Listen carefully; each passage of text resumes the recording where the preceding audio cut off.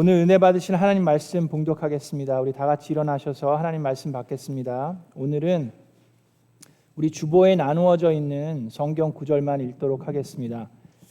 제가 봉독하겠습니다. 오늘은 주보를 보시면 사도행전 10장에 있는 말씀인데 제가 이렇게 정한 4구절만 제가 여러분들께 읽어드리겠습니다.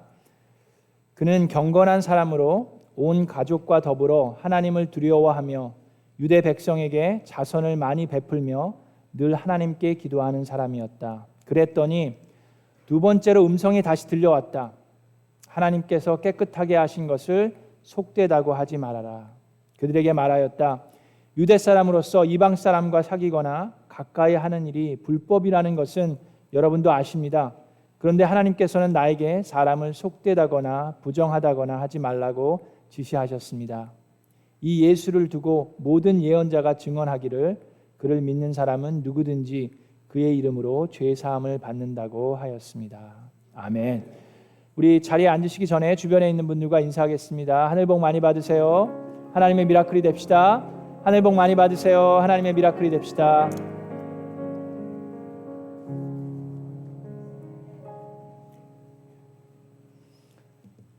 자, 여러분에게 오늘 2가지 질문을 드리고 싶습니다.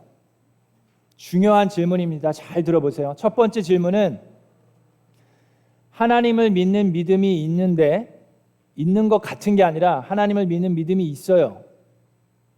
그런데 구원을 받지 못한 사람이 있을 수 있습니까? 없습니까? 답하지 마시고 생각해 보세요. 하나님을 다른 우상을 그렇게 하는 게 아니라 우상을 숭배하는 게 아니라 하나님을 공경하고 그의 삶이 경건하며 두려워하고 하나님을 두려워하고 또 자선을 베풀고 하나님께 기도하는 그런 사람인데 구원을 받지 못하고 살아갈 수 있습니까? 없습니까? 그게 이제 첫 번째 질문이에요. 그 두 번째 질문은 우리가 가지고 있는 원칙들이나 교리들이나 전통이 있습니다. 우리 교회뿐만 아니라 또 여러분 목장에서 목장 원칙들이 있을 수 있고 여러분들이 세워놓은 그런 이제 원칙들이 있을 수 있는데 그것이 그 중에 한 가지를 한번 생각해 보세요. 여러분들이 가장 중요하게 생각하는 원칙이라든지 아니면 우리 교회에 가지고 있는 교리라든지 그 한 가지를 한번 생각해 보세요. 자, 그것이 지금 우리 교회를, 우리 목장에 도움이 되고 있습니까? 아니면 해가 되고 있습니까? 한번 생각해 보시기 바랍니다. 자, 오늘 말씀을 통해서 이 2가지의 질문에 대해서 생각해 보고 은혜 받는 귀한 시간 되기를 주님의 이름으로 축원합니다. 자, 오늘은 사도행전 10장에 있는 말씀입니다. 자, 사도행전 10장에는 예수 그리스도의 구원의 복음이 드디어 유대인들에게서 이제 벗어나서 이방 세계로 확산되는 과정을 소개하고 있습니다. 그 당시에 유대인들에게는 이방인들은 부정한 사람들이에요. unclean한 사람들입니다. 그래서 이 이방인들, 우리도 다 이방인들인데 이 이방인들은 이스라엘 백성의 그 구원, 하나님의 구원을 받을 만한 자격이 없는 사람들입니다. 구원을 받을 만한 자격이 없는 사람들이에요.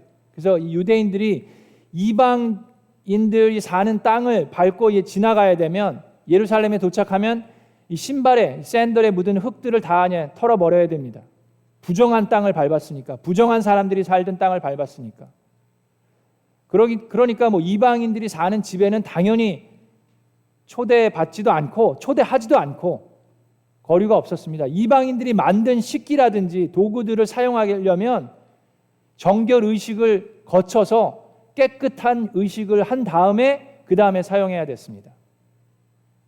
자, 그 당시에 그것이 유대인들의 모습이었습니다. 그래서 예수 그리스도의 구원의 복음이 이방인들에게는 들어갈 수 없다라고 생각했기 때문에 그 당시에 그리스도인들, 유대인들에게는 이방인들이 성령님을 받는다라든지 구원을 받는다고는 생각하지 못했습니다.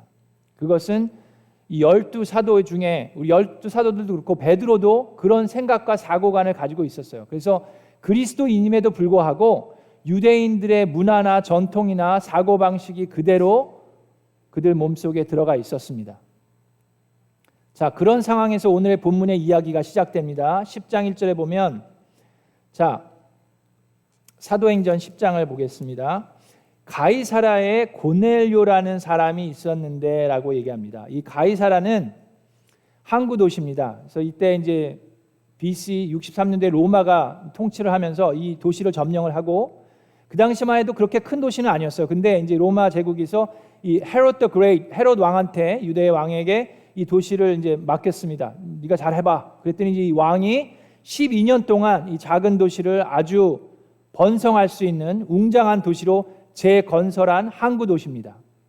그래서 유대 지방의 로마 거버너가 그 지역에 살았고, 여러 종족들이 그 지역에 살았습니다. 항구 도시니까 중요한 도시죠. 그래서 헬라인들, 유대인들, 로마인들이 다 섞여 살았습니다. 그러니까 서로의 좀 텐션이 있었어요.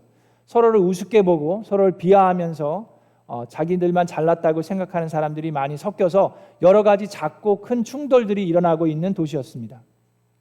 그 당시 유대인들은 당연히 로마인들을 별로 좋아하지 않았고, 로마인들도 유대인들을 좀 우습게 생각했습니다.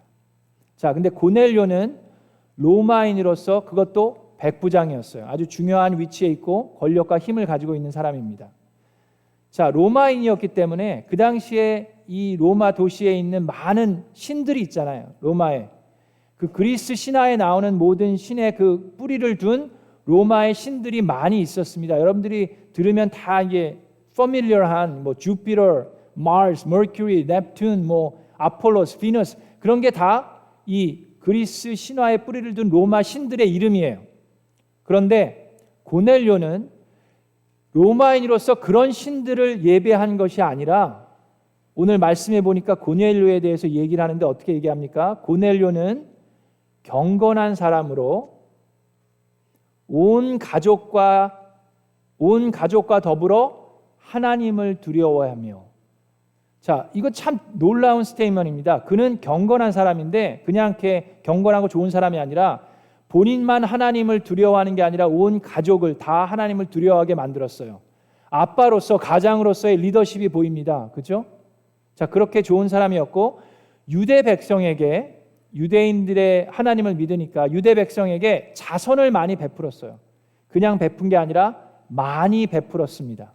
그리고 늘 아폴로에게, 뭐 제우스에게 기도한 게 아니라 하나님께 기도하는 사람이었습니다. 어떻게 보면 우리 마태복음 8장에 있는 백부장도 그런 비슷한 사람이죠. 자, 그렇게 믿음이 있고 하나님 보시기에 경건한 사람이었는데 그에게 부족한 것이 하나가 있습니다. 그는 구원을 받지 못했습니다. 자, 경건한 사람으로 하나님을 두려워하고 자선을 많이 베풀며 늘 하나님께 기도하는 사람인데 어떻게 구원을 안 받습니까? 라고 얘기할 수 있습니다. 근데 그가 구원을 받지 않은 증거가 몇 개 성경에 나옵니다. 첫 번째는 그가 구원을 받았으면 천사를 보내서 베드로를 그에게 보낼 이유가 없습니다. 그죠? 그리고 고넬료에게도 천사를 보내서 이제 그 사람들을, 베드로라는 사람을 찾아오라고 얘기할 필요가 없으시죠? 근데 그것뿐만 아니라 성경 말씀에 그렇게 나와 있습니다. 자, 사도행전 11장 14절에 이렇게 나와 있습니다. 자, 사도행전 11장은 이제 고넬료가 나중에 이제 복음을 받아들이고 구원을 받았어요. 그 다음에 이제 예루살렘에 베드로가 다시 갔을 때 예루살렘 교회에 보고를 해야 됩니다. 있었던 일을 보고를 하는데 예루살렘 교회에서 난리가 났어요. 아니 도대체 어떻게 유대인으로서 이방인 집에 가서 복음을 전했다는 얘기를 들었는데 어떻게 그런 일을 할 수가 있습니까? 베드로에게 질문을 합니다. 그랬을 때 예루살렘 교회에 베드로가 발표를 하면서, 보고를 하면서 한 얘기가 있습니다. 천사가 고넬료에게 한 얘기를 베드로가 그 예루살렘 교회에 하면서 이런 얘기를 합니다. 자, 내가 듣기로 고넬료가 자기가 천사를 본 이야기를 우리에게 해 주었습니다. 곧 천사가 그의 집에 와서 서더니 그에게 말하기를 요바로 사람을 보내어 베드로라고 하는 시몬을 불러오라고 천사가 얘기했다고 합니다. 그러면서 14절에 이런 말씀이 있습니다. 그가 내게 너와 고넬료와 내 온 집안이 구원을 받을 말씀을 일러줄 것이다 하더라는 것입니다. 자, 베드로가, 천사가 하는 얘기예요. 베드로가 고넬료 너와 내 온 집안이 구원을 받을 말씀을 일러줄 것이다. 자, 이해가 되세요? 자, 그러면 베드로가 그 구원을 받을 말씀을 전하기 전에는 고넬료는 구원을 받았습니까? 받지 않았습니까? 받지 않았어요. 그렇기 때문에 천사를 보냈고 베드로를 찾아오게 했고 베드로가 가서 한 것이 뭡니까? 구원을 받을 말씀을 일러준 겁니다. 그래서 고넬료는 10장 2절까지는 그가 아무리 경건했더라도 하나님께 기도했음에도 불구하고 그는 구원을 받지 못했습니다. 이건 놀라운 진리입니다. 여러분, 이건 아주 중요한 말씀입니다. 이것은 우리에게 아주 경종을 울리는 말씀입니다. 자, 오늘은 어떻습니까, 여러분? 우리 주변에 하나님께 기도하는 사람들이 많이 있습니다. 경건한 사람도 간혹가다 있습니다. 선행을 베풀고 자선을 하는 사람들도 있습니다. 근데 교회 안에도 그렇고 교회 밖에도 그렇고, 여러분 한번 생각해 보세요. 오렌지 카운티에 한인들만 생각해 봅시다. 제가 보니까 오렌지 카운티에 있는 한인 사람들은 교회를 안 다녀본 사람은 거의 없는 것 같아요. 한두 번은 왔다 갔어요. 그래도 적어도 한두 번이 아니라 1, 2년, 길게는 5년, 10년도 교회를 다녀본 사람들이 수두룩합니다. 우리가 사람들을 만나서 물어볼 때 뭐라고 물어봅니까? 교회 다니세요? 라고 물어보죠. 예수 그리스도를 영접하셨습니까? 라고 물어보지를 않아요, 우리가. 그 좀 어색해요, 그죠? 그냥 쉽게 편하게 교회 다니세요? 라고 물어보죠. 교회는 다니는데 구원을 받지 못한 사람이 있습니까? 없습니까? 꽤 많이 있습니다. 교회는 다녀봤는데 헌금도 했는데 선행도 했는데 하나님께 기도도 했는데 하나님을 두려워하기까지 했는데 그럼에도 불구하고 구원을 받지 못한 사람들이 있습니까? 없습니까? 있습니다. 그들에게 필요한 것이 무엇입니까? 그들에게 필요한 것은 예수 그리스도의 구원의 말씀입니다. 우리가 구원을 받을 수 있는 것은 우리에게 속한 것이 아닙니다. 구원은 하나님에게 속한 것입니다. 우리가 아무리 경건하고 아무리 선행을 많이 하고 아무리 헌금을 많이 하고 자선행위를 많이 해도 예수 그리스도의 복음이 들어가지 않으면 구원을 얻을 수 없습니다. 구원을 받을 수 없습니다. 사도행전 16장에도 비슷한 얘기가 나옵니다. 16장 14절에 그들 가운데 루디아라는 여인이 있습니다. 그 여인은 자색 옷감 장수예요. 그 당시에 자색 옷감은 아주 귀한 옷감입니다. 이 purple clothes는 되게 아주 귀한 거예요. 그래서 이 루아디아 출신의 루디아가 있었는데, 리디아가 있었는데 하나님을 공경하는 사람이었습니다. 이 자매도. 그런데 주님께서 그 여자의 마음을 여셨으므로 그는 바울의 말을 귀담아 들었다. 사도 바울이 예수 그리스도의 복음의 말씀을 전할 때 이 여자의 마음을 연 것이 누구라고 되어 있습니까? 주님께서 그 여자의 마음을 여셨으므로. 구원은 누구에게서 옵니까? 여러분, 말씀을 들어요. 그런데 마음을 열고 그 말씀을 받아들이지 못하는 사람들이 많이 있습니다. 근데 주님께서 그 마음을 여시면 그 말씀을, 예수 그리스도의 구원의 말씀을 받아들일 수 있습니다. 구원은 우리에게 속한 것이 아닙니다. 하나님에게 속한 것입니다. 누가복음 24장 45절에 그때 예수께서는 성경을 깨닫게 하시려고 그들의 마음, 예수 그리스도의 제자들의 마음이에요. 제자들의 마음을 열어주시고 그들에게 말씀하셨다. 예수님께서 부활하신 다음에도 제자들이 아직도 이해를 못하고 있었어요. 예수님과 3년 동안 생활했으면서 아직도 이해를 못하고 있을 때 누가 성경을 깨닫게 하시려고, 예수께서 성경을 깨닫게 하시려고 그 제자들에게 그들의 마음을 누가 열어주셨어요? 예수님께서 열어주셨어요. 그랬을 때 그들이 말씀을 이해하고 받아들였습니다. 구원은 누구에게 속했습니까? 하나님에게 속해 있습니다. 요한복음 6장 44절 45절에 나를 보내신 아버지께서 이끌어주지 아니하시면 아무도 내게로 올 수 없다라고 얘기합니다. 예언서에 기록하기를 그들이 모두 하나님께 가르침을 받을 것이다 하였다. 하나님께서 듣고 배운 사람은 다 내게로 온다라고 얘기하셨습니다. 시편 3장 8절에 구원은 주님께만 있습니다. 시편 38장 39절에 의인의 구원은 주님께로부터 오며 재난을 받을 때 주님은 그들의 피난처가 되신다. 제가 성경을 다 읽을 수가 없어요. 너무 많아요. 그죠? 예배소서 2장 8절 여러분 잘 알죠? 여러분은 믿음을 통하여 은혜로 구원을 얻습니다. 이것은 여러분에게서 난 것이 아니요. 뭐라고 그랬어요? 하나님의 선물입니다. 구원은 하나님에게로부터 옵니다. 근데 그렇기 때문에 우리가 반드시 해야 되는 게 있습니다, 여러분. 하나님이 다 하시는 거니까 나는 뭐 할 수 있는 게 없으니까 뭐 그냥 나 몰라라 하고 살아가는 게 우리가 해야 될 게 아닙니다. 하나님께 속한 것이기 때문에 우리는 간절히 하나님께 기도해야 합니다. 하나님, 이 영혼을 구원하여 주십시오. 제가 할 수 없지만 하나님께서 마음을 여시면 이들이 귀를 열고 하나님 예수 그리스도의 복음의 말씀을 들을 수 있사오니 주여 긍휼을 베푸시고 자비를 베푸시고 은혜를 베푸셔서 그들의 마음을 열어주시고 예수 그리스도의 복음이 들어가 그들이 하나님의 구원을 받게 하여 주시옵소서. 간절한 마음으로 우리가 기도해야 합니다. 바로 고넬료가 그런 사람이었어요. 매일 늘 하나님께 기도하는 사람이었습니다. 하나님께서 뭐라고 했습니까? 마태복음 7장 7절에 구하라 그리하면 하나님께서 너희에게 주실 것이요 찾으라 그리하면 너희가 찾을 것이요 문을 두드리라 그리하면 하나님께서 너희에게 열어주실 것이다.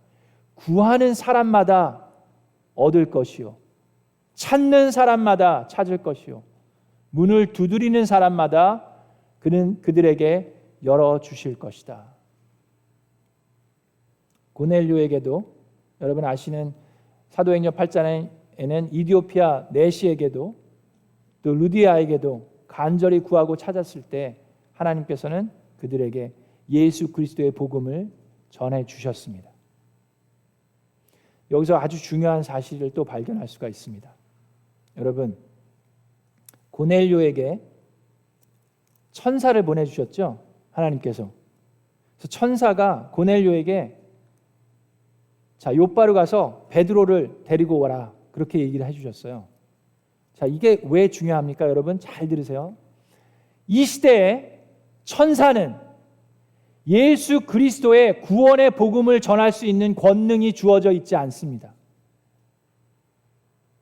천사들은 예수 그리스도의 구원의 복음을 전할 수 있는 권능이 주어져 있지 않아요. 인간을 구원할 수 있는 예수 그리스도의 복음을 전할 수 있는 권능은 인간에게만 주어진 특권입니다. 천사들이 할 수 있는 건요, 그 말씀을 전할 수 있는 사람을 모셔와라, 그 말씀을 전할 수 있는 사람을 불러와라, 거기를 가라 아니면 가지 마라. 이디오피아 내시에게도 빌립을 하나님께서 보내셨어요. 예수 그리스도의 구원의 말씀을 전할 수 있는 사람은 사람들밖에 할 수가 없습니다. 여러분 천사들이 했으면 얼마나 좋겠어요. 그럼 우리 아프리카 갈 필요가 없어요. 우리 여기서 기도하면 됩니다. 하나님 천사를 보내주셔서 그 영혼들에게 천사로 하여금 말씀을 전하게 하여 주시옵소서. 그렇게 하면 끝나요. 그럼 하나님이 해주시겠죠. 하나님 구원은 하나님께 속해 있으니까. 그런데 하나님의 방법은 그것이 아닙니다. 하나님의 방법은 천사들을 사용하지 않으시고 인간의 구원을 위해서는 오직 사람들만을, 예수 그리스도의 증인들만을 보내시기를 원하십니다. 그들을 구원할 수 있는 예수 그리스도의 복음의 말씀을 전할 수 있는 권능을 하나님께서 토니에게 주셨어요. 초록이에게 주셨습니다. 김은한 목자에게 주셨고, 김미연 목녀님에게 주셨고, 피러에게 주었습니다. 박창관 집사님에게 주셨고, 김진희 권사님에게 주셔서 우리는 그들을 그 먼 아프리카까지 보내는 겁니다. 천사들이 할 수 있으면 우리는 그냥 여기서 기도했으면 돼요. 그러나 하나님은 우리의 발걸음을 통해서 그들을 구원하기를 원합니다. 아프리카에 그곳에 하나님을 두려워하는 사람들이 있을 수 있습니다. 하나님께 기도하는 사람들이 있을 수 있습니다. 그들 나름대로 경건하게 사는 사람들이 있는데 아직도 구원받지 못한 사람들이 있습니다. 그들에게 필요한 것은 더 이상의 경건함이 아니라 오직 예수 그리스도의 구원의 복음의 말씀입니다. 여러분들은 그 말씀을 붙들고 가는 거예요. 그것은 하나님의 놀라운 축복입니다. 그것은 놀라운 특권입니다. 그리고 그분들을 보낼 수 있는 우리 교회는 너무나도 큰 축복을 받았습니다. 자, 여기까지가 고넬료에게 행하신 말씀입니다. 그 다음에 제 두 번째 질문, 첫 번째 질문의 답을 아셨죠? 우리가 구원을 얻을 수 있는 건 하나님께 속한 것인데 그 구원은 예수 그리스도의 복음의 말씀으로 구원을 얻을 수 있습니다. 두 번째 질문에 대한 답을 드립니다. 두 번째 질문의 답은 뭐예요? 자, 10장 9절부터 베드로에게 일어난 일들을 다시 들여다봅니다. 베드로도 이제 기도하러 지붕에 올라갑니다. 근데 배가 고팠어요. 12시쯤 돼가지고 배가 고픈데 점심을 먹지 못해서 음식을 장만하고 음식을 준비하고 있는 사이에 올라가서 기도를 하는데 베드로는 환상을 봅니다. 근데 그 환상에 보자기가 내려오죠. 근데 그 보자기에 뭐가 있습니까? 베드로는 유대인이에요. 유대인들에게 부정한 동물들이 내려옵니다. 어떻게 이렇게 부정한, 저렇게 더러운 것들을 보는데, 근데 하나님께서 그때 얘기합니다. 베드로야, 일어나서 잡아먹어라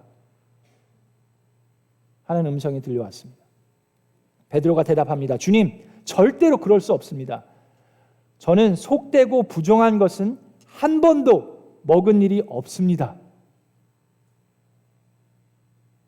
속되고 부정한 것은 한 번도 먹은 일이 없습니다. 그랬을 때 두 번째 음성이 다시 들려옵니다. 하나님께서 깨끗하게 하신 것을 속되다고 하지 말아라. 뭐라고요? 하나님께서 깨끗하게 하신 것을 속되다고 하지 말아라. 이 말씀은 베드로뿐만 아니라 모든 유대인들에게 어마어마한 말씀입니다. 지금 이 부정한 음식들은 모세의 율법에 확실하게 적혀 있는 거예요. 레위기 신명기에 분명히 어떤 것들이 부정하다라고 하나님께서 모세의 율법을 통해서 말씀하셨는데 지금 그 율법을 뒤집어 엎는 말씀을 하고 계신 거예요. 저 베드로에게는 너무나도 충격적인 말씀입니다. 그래서 이 말씀을 3번이나 이 환상을 보여주셨습니다. 베드로에게. 그래서 베드로가 그 뜻이 뭔지 막 이러고 있는데 고넬료가 보낸 3명의 사람들이 옵니다. 천사가 와서 고넬료에게 얘기했습니다. 고넬료는 정말 경건하고 유대인들에게 존경을 받는 사람인데 베드로, 당신이 와서 말씀을 전해달라고 우리들을 보냈습니다. 그랬을 때 베드로가 하나님의 부르심에 순종함으로 고넬료의 집에를 찾아갑니다. 여러분, 우리에게는 이게 별거 아닌 것 같지만 유대인에게 부정한 음식을 잡아먹어라? 이방인의 집에 찾아가라? 있을 수 없는 일입니다. 그런데 고넬료도 천사의 말에 순종을 했고 베드로도 하나님의 보여주신 환상에 순종했을 때에 구원의 역사가 일어났습니다. 여러분들 하나님께서 초대하십니다. 여러분들에게 문을 두드리고 계세요. 근데 그 초대에 순종했을 때 구원의 역사를 체험할 수 있습니다. 뿐만 아닙니다. 여러분, 우리 한번 생각해 보길 바랍니다. 저는 이 말씀 묵상하면서 내가 조심해야 되는 건 무엇인가 한번 생각해 봤습니다. 여러분, 교회들도 마찬가지고 목장도 마찬가지입니다. 우리 교회는 침례교회입니다. 우리 교회는 가정교회입니다.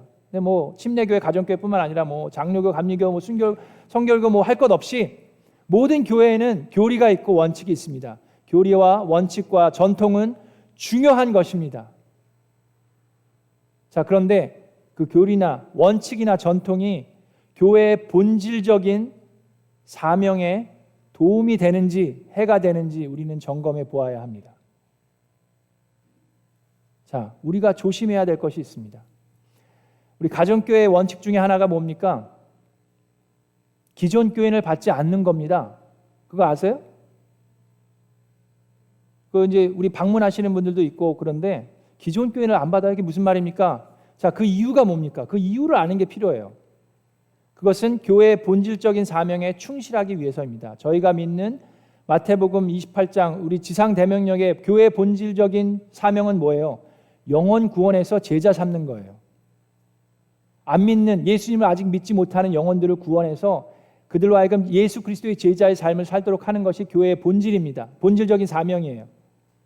자, 그것을 위해서 우리 기존 교인들이 많이 오시면 교회가 쏟을 수 있는 에너지는 한정되어 있습니다. 우리 목자, 목녀님들뿐만 아니라 저희 담임 목사도 우리 믿는 분들에게 에너지를 다 쏟다 보면 믿지 않는, 믿지 못하는 분들에게 쏟을 에너지를 줄어들 수밖에 없습니다. 그래서 기존 교인을 받지 않겠다는 것은, 만약에 이 오렌지 카운티에 교회가 하나밖에 없어요. 우리 미라클랜드 교회밖에 없으면은 누구든지 다 와야죠. 근데 여러분 아시지만 바로 옆에도 교회, 저기 이쪽에도 교회, 저기도 교회, 여기도 교회, 교회가 너무 많아요. 그러니까 우리 믿으시는 분들은 다른 교회 가셔서도 충분히 하나님 말씀을 들으실 수 있고 섬기실 수 있습니다. 그래서 우리 교회는 안 믿는 분들을 매달고 그분들을 놓고 간절히 기도하면서 하나님께서 구원해 주시기를 놓고 거기에 에너지를 쏟겠다는 의도에서 기존 교인을 안 받겠다는 겁니다. 그러니까 교인들이 오시면 되게 자존심 상하고, 어떻게 교인이 왔는데 환영해주고 좀 이렇게 섬겨주고 그래야지 교회를 안 받아? 뭐 이런 게 다 있어. 그럴 수 있는데, 자, 근데 이것도 조심해야 합니다.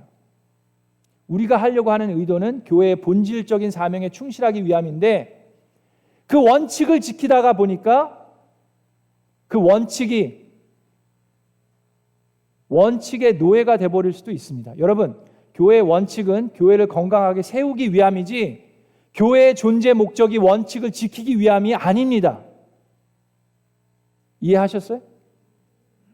교회가 원칙을 세우든 교리를 세우든 전통을 세우는 것은 교회가 건강하게 세워지기를 위함이지, 교회가 존재하는 목적이 교리를 지키기 위함이든지 원칙을 지키기 위함이 아닙니다. 우리가 조심해야 하는 것은 방법이 목적이 되어서는 아니 됩니다. 그래서 기존 교회는 안 받는 것이 도움이 되면 다른 교회로 가시라고 안내해 드릴 수 있습니다.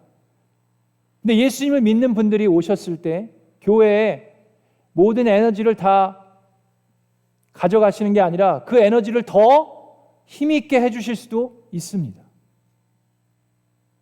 그래서 그분들에게는 안내와 훈련과 하나님의 말씀으로 제자 삼는 일들에 동참하실 수 있는 기회를 주는 게 필요합니다.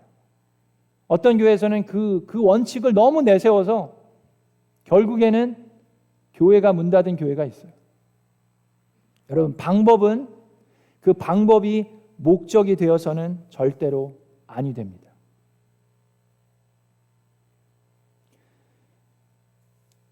원칙을 정했으면 또한 유연성이 있어야 됩니다. 그래서 우리 가정교회에서도, 우리 교회에서도 다시 한번 생각해 보아야 되고, 여러분 목장에서도 마찬가지입니다. 목장에서 세운 원칙이 있는데 그것이 목장에 있는 모든 목원들을, 모든 영혼들을 위해서 도움이 되는지 해가 되는지 우리 한번 점검해 보기를 원합니다. 우리는 다시금 기도해야 합니다. 목장도 마찬가지죠. 우리가 집에서 모여야 되고 식사를 해야 되고 매주 모여야 되고 하는 모든 것들이 영혼 구원을 하는데 도움이 되는지 해가 되는지, 여러분 원칙은 중요합니다. 모든 것들을 다 내려놓을 수 없어요. 그러면 어떻게 됩니까? 우리는 나태해질 수 있습니다. 그죠? 우리는 그냥 편안하게 그냥 예배만 드리고 말씀만 받아들이고 편하게 살면 되지, 나태해질 수 있는 그것을 우리는 지난 팬데믹 동안에 충분히 경험했습니다. 우리는 이제 기도하면서 우리의 VIP들을 다시금 집중해야 합니다. 이제 앞으로 수요일마다 4주 동안 그것을 위해 기도할 겁니다. 교회에 변화가 있을 겁니다. 예배의 시간과 방향을 조정해야 되는 변화가 있을 겁니다.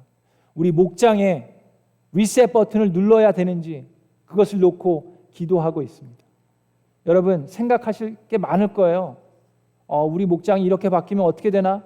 우리 교회가 이렇게 바뀌면 어떻게 되나? 여러분들이 생각하시기 전에 나와서 기도하시기 바랍니다. 앞으로 4주 동안 수요 기도회를 통해서 하나님께서 인도하시는 대로 우리가 순종하며 나아가길 원합니다. 우리가 세워놓은 원칙들이 있습니다. 우리 교회의 본질을 사수하길 원합니다. 영혼 구원에서 제자 삼는데 가장 지혜로운 길이 무엇인지 하나님 밝혀주시옵소서. 간절히 기도할 때 하나님의 음성을 듣고 순종하는 저와 여러분 되기를 주님의 이름으로 축원합니다.